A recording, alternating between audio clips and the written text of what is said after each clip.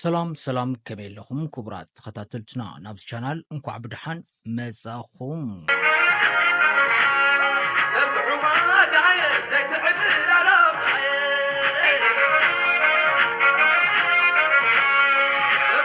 ሰላም ከመይ ትኾኑ ክቡራት ተኸታተልትና ንለሞን ከም ትልሙድ ሓድሽ ሓበሬታ ኢና ሒዝናልኩም ቀሪብና ዘለና ንሱ ድማ ልክዕ ኣብቲ ጽሑፍ ከም ዝረኣኹሞ ዕለተ ሎሚ ሓፍትና ስነ ጥበባዊት ሜሮን ሃይለ ብምዕሩግ ስነ ስርዓት ተመርያ ኣላ።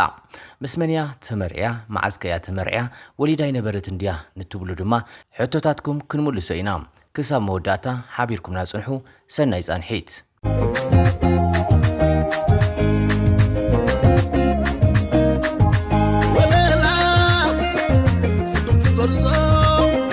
ስነ ጥበባዊት ሜሮን ሃይለ ሓንቲ ካብተን ንፉዓት ተዋስእትን ሞዴላትን መራሕቲ መደባትን ብሓፈሻ ኣብ ስነ ጥበብ ኤርትራ ዓብዪ ኣበርክቶ ዘለዋ ንፉዕቲ ስነ ጥበባዊት እያ። ኣብዚ ሕጂ ሰዓት ኣብ ኡጋንዳ ትነብር እያ ዘላ። ካብ ኤርትራ ናብ ኡጋንዳ ዋላ እኳ ኣብ ቀረባ ግዜ እንተኸደት ኣብ ኡጋንዳ ግን ጽቡቕ ናብራ ትመርሕ ከም ዘላ ናብ ካልኦት ኣውሮፓ ሃገራት እውን ፕሮሰስ ከም ዘለዋ እዩ ዘለና ሓበሬታ ማለት እዩ። ልክዕ ከምቲ ኩላትና ንፈልጣ ስነ ጥበባዊት ሜሮን ሃይለ ኣብ ኤርትራ እንከላ ብጣዕሚ ብዙሓት ስነ ጥበባዊ ስራሕቲ ናብ ህዝቢ ኣበርኪታ እያ። ብፍላይ ድማ ኣብ ተዋስኦ ብጣዕሚ ዓብዪ እጃም ዘወፈየት ብሉስቲ ስነ ጥበባዊት እያ ማለት እዩ። ሜሮን ዘይፈልጥ ብዙሕ ሰብ ኣይህልይን ኢለ ዝግምት። ብፍላይ ድማ በቲ ዘለዋ ምልክዕን በቲ ዘለዋ ጽቡቕ ቁመናን ብዙሓት ሰባት ይፈትይዋ እዮም። ዋላ እውን ብናይ ኣልባሳትን ናይ ቪድዮ ክሊፓትን ሞዴል ኮይና ሰሪሓ እያ። ብሞዴል እውን ብጣዕሚ ጽቡቓት ዝበሃሉ ስራሕቲ ሰሪሓ እያ። ብፍላይ ድማ ኣብዚ ናይ ቪድዮ ክሊፓት ብጣዕሚ ከም መሪሕ ኮይና ናይቲ ቪድዮ ክሊፕ ሞዴል ኮይና ዝሰርሐት እያ። ብዙሓት ሰባት ድማ በዚ ዘለዋ ቁመና የድንቑ እዮም። ብፍላይ ድማ እቲ ቁመና ናይ ሰርከስ ኣባል እውን ከም ዝኾነት ይዝረበላ። ናይ ሰርከስ ኣባል ብምዃና እቲ ዘለዋ ናይ ቁመና ናይ ሰውነታ ብጣዕሚ ጽቡቕቲ እያ ምዕሩግቲ እያ ክብሉ እዮም ዝዛረቡላ ማለት እዩ። ካብኡ ሓሊፉ ድማ ኣብቲ ናይ ስነ ጥበብ ኣብ ተዋስኦ ኣብ ናይ መደብ ምምራሕ ዝኣመሰሉ ስራሕቲ እውን ትነጥፍያ። ግን ብፍላይ ድማ ከምቲ ዝበልኩኩም ኣብቲ ተዋስኦ እውን ዓብዪ እጃም ኣወፊያ ብጣዕሚ ከም ኣፍቃሪት ኮይና ተፈቃሪት ኮይና ከም ብዙሕ ነገር ኮይና ሰሪሓ እያ ማለት እዩ። ካብ ህዝቢ እውን ጽቡቕ ተቐባልነት ዝረኸበት ስነ ጥበባዊት እያ ሓፍትና ሜሮን ሃይለ ማለት እዩ። ሕጂ ኣብ ኡጋንዳ ኮይና መነባብሮኣ ጀሚራ ኣላ። ናብ ኡጋንዳ ካብ ትኸይድ ካልኣይ ዓመታ ከም ዝገበረ ድማ ሰባት ይዛረቡላ እዮም ማለት እዩ። ኣብቲ ስነ ጥበብ እውን ከምቲ ናይ ቀደም ዘይኮነስ ብጣዕሚ ቀኒሳ ከም ዘላ ብዙሕ ስራሕቲ እንዳገደፈት ከም ዝመፀት እዮም ዝዛረቡላ ዘለዉ ማለት እዩ። ኣብ ኡጋንዳ ንምንታይ እያ ከይዳ እንታይ ክትሰርሓላ ንዝብሉ ብዙሓት ሰባት ይሓቱና እዮም። ግን ሜሮን ሃይለ ናብ ኡጋንዳ ዝኸደት ፕሮሰስ ንምውዳእ ጥራሕ እዩ።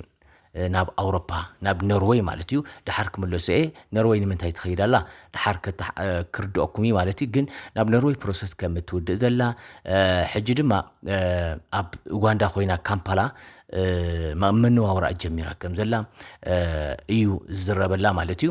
ሕጂ ስነ ጥበባዊት ሜሮን ሃይለ ምስ ኣቶ ሰናይ ተስፋይ ዝበሃል ኣብ ኖርዌይ ዝነብር ዲያስፖራ እያ ተመርያ ዘላ ማለት እዩ። ጽቡቕ ዝበሃል መርዓያ ገሕሊፋ ማለት እዩ። ግን ድማ መርዓ ጥራሕ ኣይኮነን። ብጣዕሚ ዝገርመኩም ማለት እዩ ሕጂ ንዛረቦ ዘለና መርዓ ጥራሕ ኣይኮነን፣ ጥምቀት ናይ ጓሎም እውን እዩ። መርዓን ጥምቀትን ነይሩ ማለት እዩ። እቲ ኣብ ስክሪን ትሪእዎ ዘለኹም ምድላው ጥምቀትን መርዓን ነይሩ። ናይ ጥምቀት ናይ ጓሎም ናታንያ ሰናይ ትበሃል ኣብ ከተማ ካምፓላ ኡጋንዳ ዝተወለደት ማለት እዩ። እቲ ስባያ ኖርዌይ ዝነብር ኢለኩም ኣለኹ። ሕጂ ካብ ኡጋንዳ ካብ ካምፓላ ማለት እዩ ናብ ኖርዌይ ክወስዳ ስለ ዝደለየ ካልእ ምንም ዓይነት ዕላማ የለን ናብ ኡጋንዳ ዝኸደት ማለት እዩ። ፕሮሰስ እያ ትውድእ ዘላ ኮይና ሕጂ ድማ ናታንያ ትበሃል በኽሪ ውላዶም ወሊዶም ኣለዉ ማለት እዩ። እዚ ሰናይ ተስፋይ ዝበሃል መን እዩ እንተኢልኩምኒ ልክዕ ኣብቲ ስክሪን ከም እትሪእዎ ኣለኹም ስእሉ ሰናይ ኣብ ኖርዌይ ዝነብር ካብ ነጋዳይ እዩ። ኣብ ስነ ጥበብ ዓለም የለን ግን ሃብታም ከም ዝኾነ ይዝረበሉ። ኣብ ኖርዌይ ከም ንግዲ ዓይነት ዝሰርሕ ሰብ ከም ዝኾነ እዩ ዝውረየሉ ማለት እዩ። ሕጂ ሎም ዕለት ማለት እዩ ስነ ጥበባዊት ሜሮን ሃይለ ምስ ኣቶ ሰናይ ተስፋይ ጥምቀት ጓሎም ናታንያ ሰናይን መርዓኦምን ኣብ ከተማ ካምፓላ ኡጋንዳ ብክብ ዝበለ ስነ ስርዓት ምዕሩግ ዝኾነ ውራይ ገይሮም ፀምቢሎም ኣለዎ ማለት እዩ።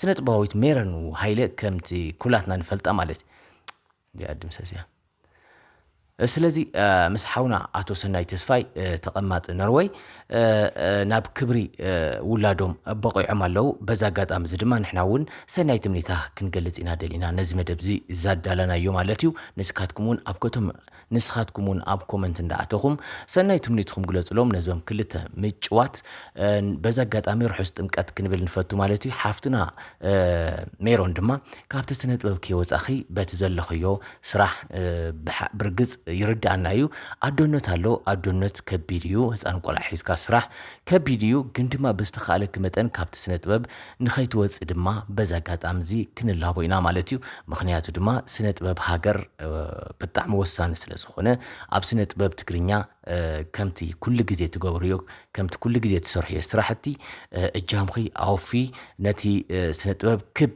ንክብል እትገብርዮም ጻዕሪ እንዳረኣና ኢና ንሕጎስ ማለት እዩ ስለዚ ካብ ስነ ጥበብ ንብስኺ ንከይተኣሊ በዛ ኣጋጣሚ እዚ ንልምን ማለት እዩ ንሕብር